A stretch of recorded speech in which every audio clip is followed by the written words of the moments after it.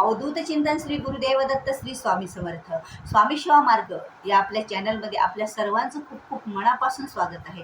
स्वामी महाराजांच्या कृपेने आशीर्वादाने तुमच्या सर्व इच्छा आकांक्षा पूर्ण होत ही श्री स्वामी चरणी प्रार्थना करूया आणि आपल्या आजच्या व्हिडिओला सुरुवात करूया. आजचा व्हिडिओ विशेष महत्त्वाचा आहे तो स्वामी पुण्यतिथी. स्वामी पुण्यतिथी आहे बघा आपली 6 मेला आणि या दिवसाची आतुरतेने आपण सर्व स्वामी भक्त वाट बघत असतो आणि त्या स्वामी पुण्यतिथीनिमित्त आपण बऱ्याच वेगवेगळ्या प्रकारे स्वामीची पूजा आराधना करत असतो आणि स्वामीला प्रसन्न करून घेत असतो आणि स्वामीला प्रसन्न करण्यासोबत आपण आपल्या इच्छा आकांक्षा पण पूर्ण करत असतो आणि त्याचबरोबर आपली जी भक्ती श्रद्धा आपली जी सेवा आहे ती आपण वाढवत जातो. कारण सेवेची भक्तीची पुंजी ही आपल्याला आपल्या आयुष्यामध्ये खूप ठिकाणी आपल्याला फळ देणारे असते बघा. ज्या वेळेला असं वाटतं की एखाद्या संकटात मी होतो आणि या संकटातून अलगद कसं बाहेर निघालो, त्यावेळेला ही सेवा तुमची तिथे लागू पडते. ज्यावेळेला आपण निस्वार्थ भावनेने सेवा करतो त्यावेळेला ती सेवा आपल्याला जिथे गरज असेल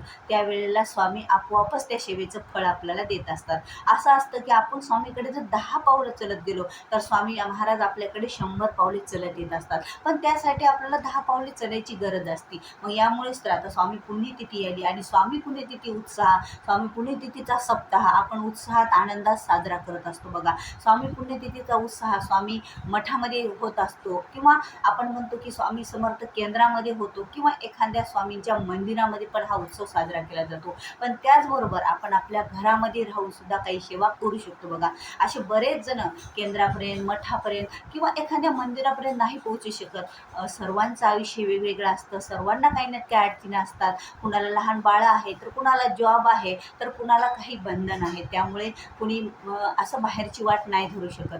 तर घरातल्या घरात राहून आपण स्वामींची सेवा कशी करायची, पूजा आणि आराधना कशी करायची आणि अशा कोणत्या सेवा करायच्या की ती स्वामी पुण्यतिथीपर्यंत आपल्याला त्या सेवेचं फळ असं अधिक मिळणार असतं. आता सर्वात महत्त्वाची सेवा बघा, स्वामी पुण्यतिथीच्या सप्ताहामध्ये म्हणजे सप्ताह 30 एप्रिलला बसत आहे तर तो 6 एप्रिलपर्यंत चालू राहणार आहे. तर या काळामध्ये बघा गुरुचरित्र पारायणाची सेवा केली जाते. आता गुरुचरित्र पारायणाची सेवा अतिउच्च कोटीची सेवा मानली जाते आणि या सेवेमध्ये बऱ्याच प्रकारचे आपल्याला काय असतात, बंधन असतात, बऱ्याच प्रकारचे आपल्याला काही नियम असतात आणि त्या नियमावली पाळूनच ही सेवा आपल्याला करावी लागते. कारण तो ग्रंथ म्हणजे जो गुरुचरित्र हा ग्रंथ आहे तो असामान्य ग्रंथ आहे आणि या ग्रंथामध्ये 5वा वेद समजला जातो. यामुळे हे नियम पाळणं आपल्या जीवनामध्ये आपल्याला आवश्यक असतात ज्यावेळेला आपण ते गुरुचरित्र पारायण वाचतो त्यावेळेला.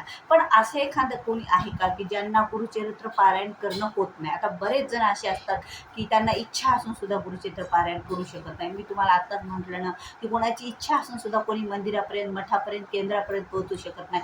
त्याचप्रमाणे इच्छा असून सुद्धा आपण स्वामी सेवा करू शकत नाहीत. म्हणजे स्वामी सेवा करू शकतो पण तिथं जाऊन सेवा करू शकत नाहीत. मग आता अशी इच्छा असून सुद्धा आपण काय करू शकत नाही, गुरुचरित्र पारायण आपण वाचन करू शकत नाही. मग तशासाठी काय करायचं, त्यांनी काय करायचं, त्यांनी कोणती अशी सेवा करायची जी 30 एप्रिलपासून सेवा करायची किंवा तुम्ही अगोदरही सेवा करू शकता. असं आहे की 30 एप्रिल ते 6 मेच्या दरम्यान समजा मध्ये कुणाची पिरियडचा टाईम असते, मासिक पाळी असते, मासिक धर्म असतो स्त्रियांचा आणि त्यामुळे ते 4-5 दिवस असे निघून जातात आणि त्यावेळेला गुरुचरित्र पारायण पण होत नाही. पण तुम्ही असं करू शकता ना की जोपर्यंत तुम्हाला आता हे जे दिवस आहेत, हे जे 14-15 दिवस आहेत त्याच्यामध्ये कधीही तुम्ही गुरुचरित्र पारायणाला सुरुवात करू शकता. कारण बघा स्वामी जयंती तर स्वामी पुण्यतिथी या मधला काळ पण तेवढाच आपल्यासाठी महत्त्वाचा आहे आणि त्यात चैत्र महिन्यात सुरुवात झालेली आहे, नवीन वर्षाची सुरुवात झालेली आहे. त्यामुळे यामध्ये या 15 दिवसामध्ये जी आपण सेवा करू त्याचं अधिक असं आपल्याला पुण्य मिळत असतं. मग आपल्याला काय करायचं आहे बघा की आपल्याला जोपर्यंत स्वामी पुण्यतिथीपर्यंत कोणतीही एक सेवा करा. जर वाटलं तर गुरुचरित्र पारायण तुम्ही घरच्या घरी तुमचे काही नियम पाळणं होत नसतील तर तुम्ही स्वामीचरित्र वाचन करा. कारण बघा स्वामीचरित्र तुमच्या काही 4 दिवस सोडून सुद्धा तुम्ही 11 दिवसाचं स्वामीचरित्र वाचू शकता. 11 दिवस नाही झाले 9 दिवसाचं वाचा, 9 दिवस नाही झालं तर 7 दिवस स्वामीचरित्र वाचा बघा. श्री स्वामी समर्थ हे 7 दिवस जर तुम्ही मनातून भक्तीतून श्रद्धेतून पाठ करसाल म्हणजे आता 7 दिवस असं नाही की आपण दररोज 3 अध्याय करतो, 11 माळी करतो.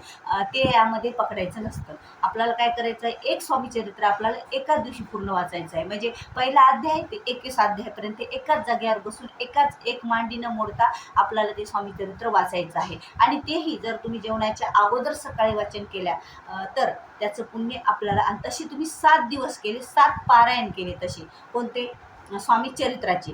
ज्यावेळेला स्वामी चरित्राचे 7 दिवस 7 पारायण, म्हणजे एका दिवशी एक पूर्ण पाठ, म्हणजे 1 ते 21 अध्यायापर्यंत एकाच जागेवर बसून वाचन केलं तुम्ही, आणि ते 7 दिवस वाचन झाल्याच्या नंतर स्वामींना काही नैवेद्य आरती आपण केली, तर खरंच हे सुद्धा गुरुचरित्र पारायण इतकं पुण्य आपल्याला मिळत असतं.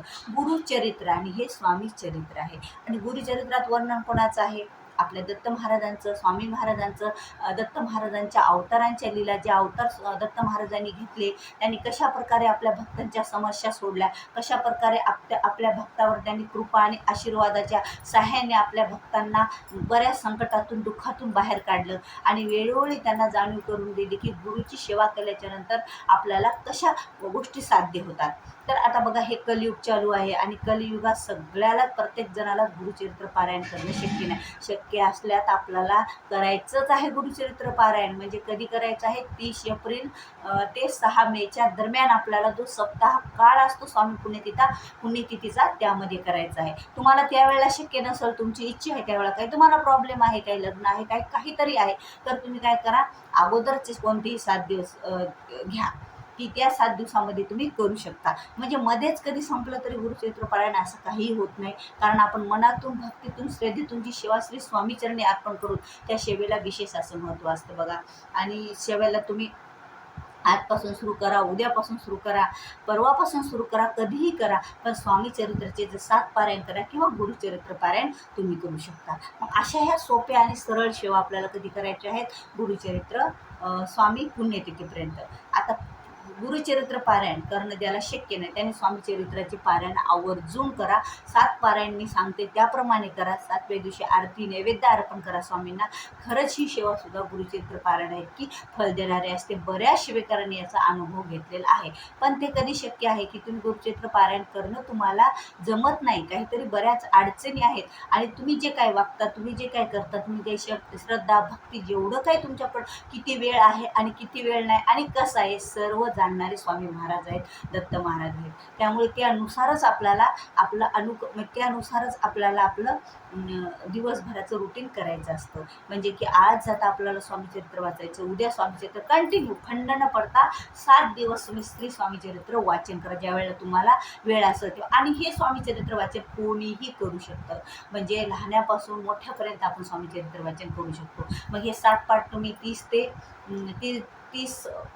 एप्रिल ते 6 मेच्या दरम्यान करा, किंवा अगोदरही करा, ज्या वेळेला तुम्हाला काही, मी म्हटलं ना, पिरियड्स असतील, किंवा पाळीसंबंधी काही समस्या असतील, मासिक धर्म असतील, आणि कुठलीही काही अडचण असेल, तर तुम्ही अगोदर सुद्धा 7 पारायण श्री स्वामी महाराजांचे करू शकता.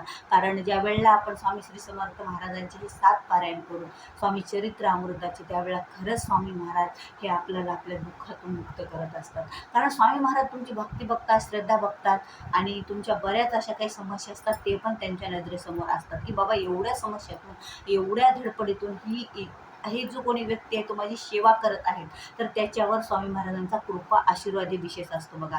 आणि असं म्हणत नाहीत की आता आपण नवीन सेवेकरी आहे, जुने सेवेकरी कुठलाही असो.